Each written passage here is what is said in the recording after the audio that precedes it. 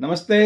आज हम बात करेंगे आपके बच्चे के द्वारा रट्टा मारने की तकनीक और कैसे वह कॉग्निटिव विजुअल मेमोरी की तरफ जा सकता है। देखिए, जब आपका बच्चा बिना जाने किसी पहाड़े को या किसी तथ्य को बार बार रटता है तो उसको पता नहीं होता इसका मतलब क्या है। ठीक वैसे ही जैसे आप कोई मंत्र जपें और आपको उसका अर्थ नहीं पता हो। जब हम इस तरह के प्रोसेस से गुजरते हैं तो जो मेमोरी आती है वो शॉर्ट टर्म मेमोरी का हिस्सा बनती है और ये शॉर्ट टर्म मेमोरी थोड़े समय के बाद रिमूव हो जाती है और हम ये भी नहीं जानते कि इसका इम्प्लीमेंटेशन कहाँ करना है।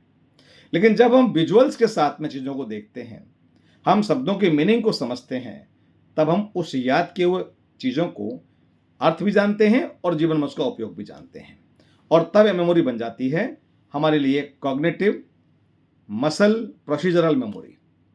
कैसे?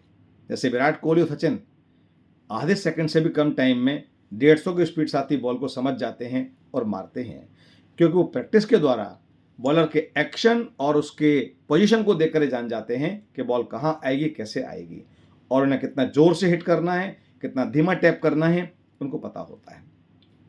मैं चाहता हूं कि सीबीएसई जिस तरह से नए इनोवेशन लेके आ रही है, आप सारे सम्मानीय पालकगण और प्रिंसिपल्स और टीचर्स अपने बच्चों को क्या करें, 2-3 सजेशन दें।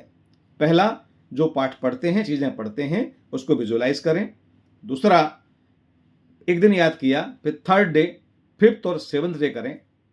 तीसरा, याद किए हुए मटेरियल को फाइनमैन टेक्निक के अनुसार अपने साथियों को बताएं, दोहराएं, जिससे उनका कॉन्फिडेंस बूस्ट होगा और वो समझ पाएंगे कि उन्हें अच्छे से याद हो गया है। एक बात और, 15 से 20 दिन के बाद इसका एक बार लिखकर अभ्यास कर लेंगे, तब फिर बिल्कुल परफेक्ट प्रेजेंटेशन हो जाएगा।